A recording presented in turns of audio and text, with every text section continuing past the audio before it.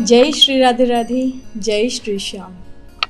हम सभी लोग गणेश चतुर्थी के दिन श्री गणेश जी महाराज की मूर्ति को अपने घर में स्थापित करते हैं। तो आप सभी लोगों को बताऊं, गणेश जी की मूर्ति स्थापित करते समय कुछ बातों का हम सभी लोगों को ध्यान रखना चाहिए। पहली बात, गणेश जी की मूर्ति जब आप अपने घर में लेकर के आएँ तो प्रश्न उठता है कि कहाँ बिठा लें। तो प्रयास करें कि घर के ईशान कोण में गणेश जी को आप सभी लोग बिठा लें, घर के ईशान कोण में।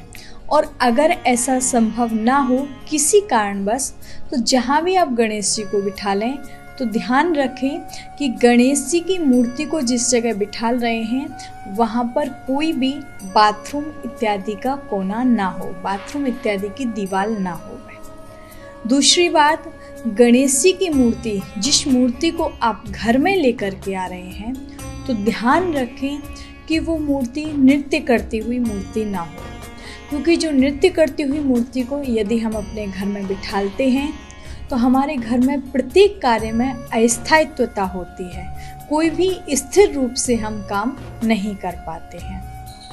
तीसरी बात है, गणेश जी की मूर्ति को कभी भी अपने बेडरूम में ना बिठा लें, क्योंकि यदि बेडरूम में हम गणेश जी को बिठाते हैं तो आपके दाम्पत्य जीवन में, वैवाहिक जीवन में आपसी कलह क्लेश रहता ही है। इसलिए ध्यान रखना चाहिए कि बेडरूम में गणेश जी को ना बिठा लें।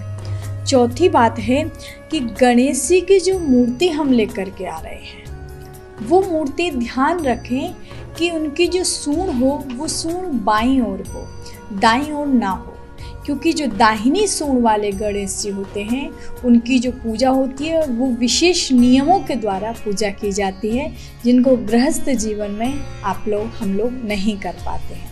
इसलिए प्रयास करें कि बाईं सूंड वाले गणेश जी को ही घर में लेकर के आएं। पांचवी बात है, यदि आप गणेश जी को लेकर के आ रहे हैं और आप संतान प्राप्ति के उद्देश्य से गणेश जी को घर में बिठा रहे हैं, तो प्रयास करें कि गणेश जी के बाल स्वरूप को घर में लेकर के आएं और बाल स्वरूप की आप सेवा करें, जिसके प्रभाव से कहा जाता है कि जो भी संतान उत्पन्न होगी वो मातृ पितृ भक्त होते हैं।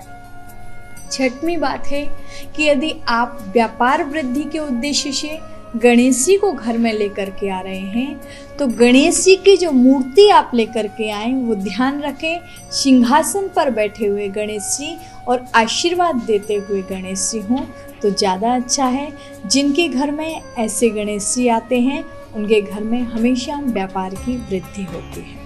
सातवीं बात है कि आप गणेश जी को घर में बिठा लें, गणेश जी को घर में लेकर के आएँ तो ध्यान रखें कि बिना मूसक के गणेश जी को नहीं लेकर के आए।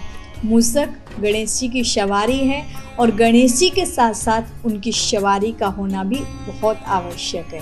इसलिए घर में गणेश जी को बिठाने से पहले इन 7 बातों का आप लोग अवश्य ध्यान रखें।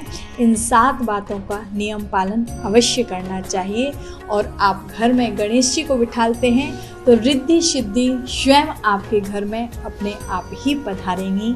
जय श्री राधे, जय श्री श्याम।